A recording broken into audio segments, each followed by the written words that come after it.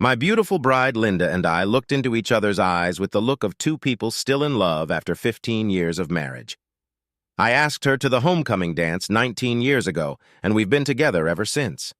The cliched story of an athlete and cheerleading captain's relationship turned out not to be doomed, but rather a story of everlasting love and commitment. She was mine, and I was hers. That said, I was annoyed that I had to socialize with my wife's morally ambiguous friends. They were upper middle class, but their behavior was that of scum.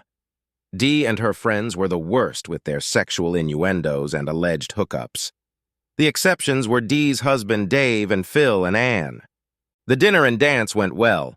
I was about to tell Linda it was time to go to the hotel when Dee shouted, "That's him, Marc Lavaliere!"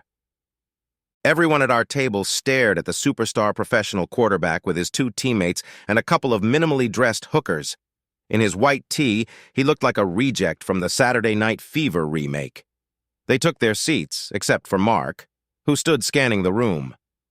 I've never been interested in professional sports. Professional athletes are narcissistic jerks with inflated salaries. I prefer high school and college sports. He's looking around trying to pick out a girl for the night. "I hope it's going to be me," exclaimed Dee. I found it odd that Dave reacted poorly to his wife's statement. "What do you mean?" asked Phil.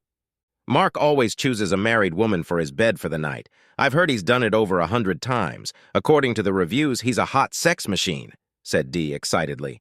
"That's disgusting and immoral," said Anne disapprovingly. "Nah, you wouldn't say that after spending the night with Supermark," Dee teased her. I turned to Linda and whispered, "It's time to go, honey. Time to celebrate our 15th anniversary alone in the honeymoon suite." "Yes! He's coming this way. I hope he picks me," said Dee hopefully.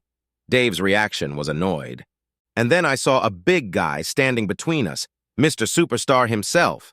He took my wife's hand and said with a smug smile, "You are the most beautiful and sexiest woman in this club. Would you like to dance with me, darling?" The loving look my wife was looking at me easily turned into a look of intense lust as she gazed mesmerized into the eyes of my new enemy. What the hell was going on? Linda had never looked at any man like that before, not even me. She started to rise from her seat. Was she really going to spend the rest of the evening with this piece of shit? For fuck's sake! I grabbed her arm and pulled her back to her seat.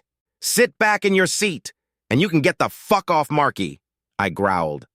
Both Linda, the creep, and everyone at the table were shocked. People at other tables looked at us. I had never displayed physical actions or profanity before. I had always been the quiet, polite, intellectual type.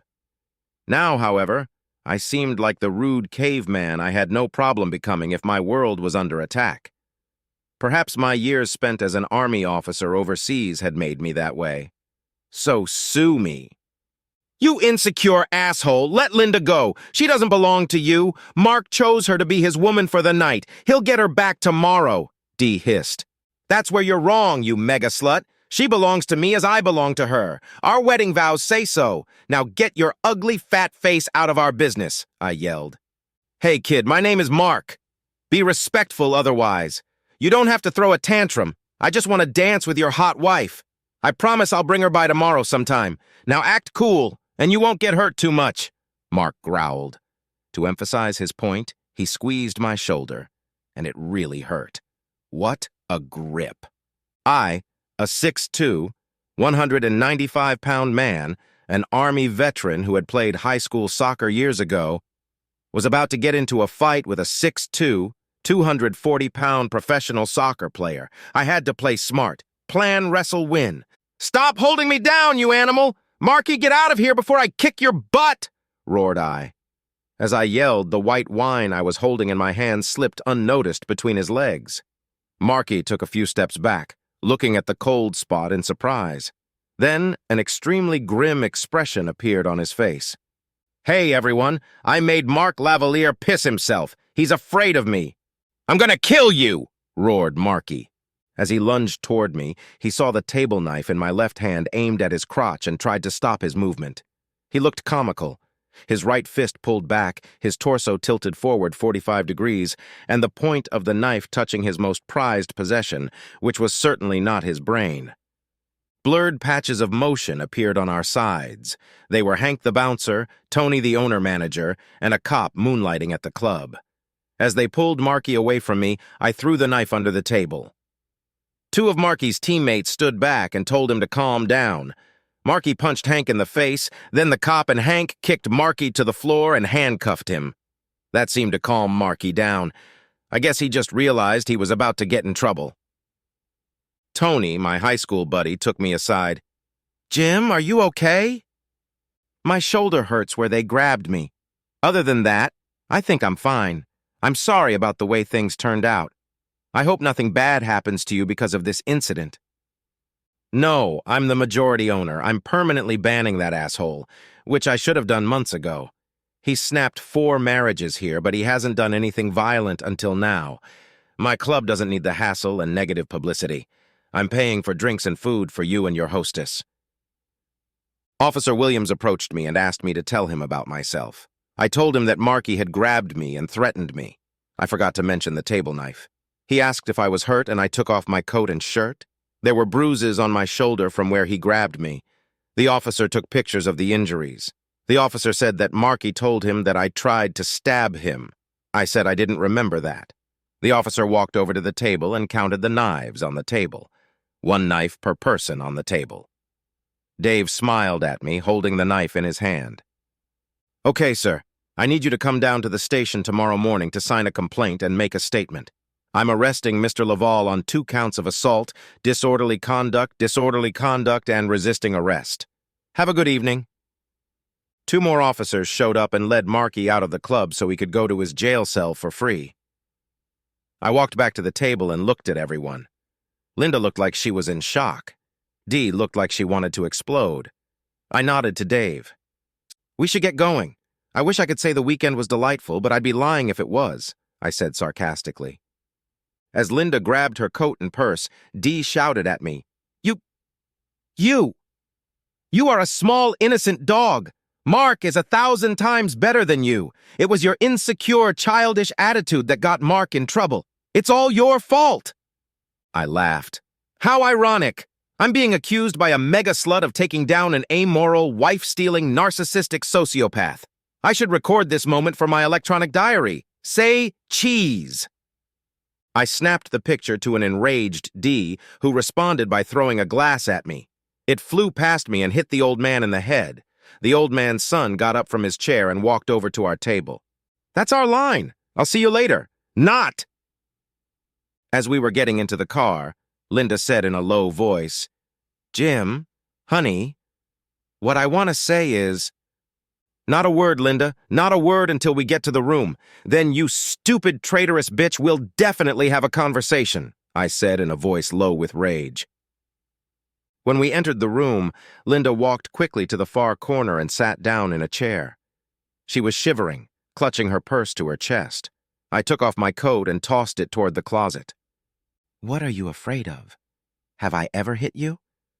No, you've never hit me before. It's just the way you acted today. I've never seen this side of you before," she said with moistened eyes. "What can I say? It's been a long time since I've been in fight mode, and certainly not in front of you. So why did you try to trick me tonight?" "Cheat? I wasn't trying to deceive. Mark asked me to dance with him, and he was such a nice gentleman. I couldn't say no. You could have been nice and let Mark take me." At that moment, her cell phone buzzed, and Linda looked at it.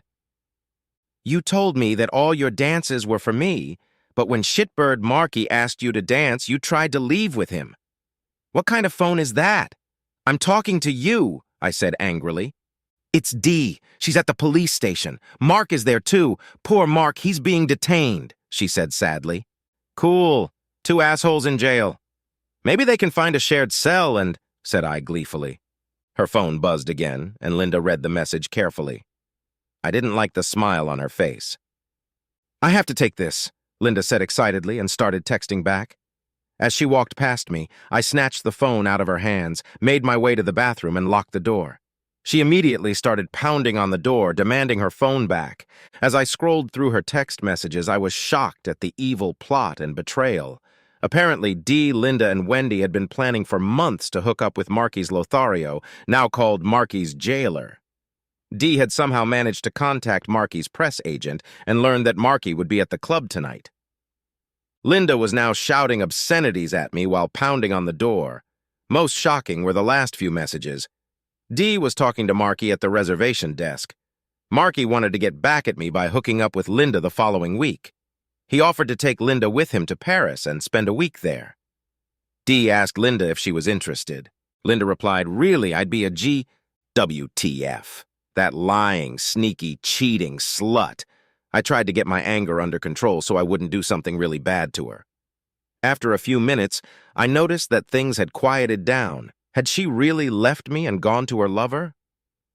I cautiously opened the door and found Linda sitting on the floor, blocking the path to the door to the hallway. She was crying silently. "I want a divorce," I said in a low, steady voice. "No, no, please let me explain. It's not what you think." "You don't need to explain. You're a lying whore who framed your husband. You disgust me." "Please, it's not what it seems. It started out as a joke. We thought a celebrity like him would never consider one of us married cows as a one-night stand partner. Then Dee found out that Mark likes married women. So that became the main topic of our conversations at GNO.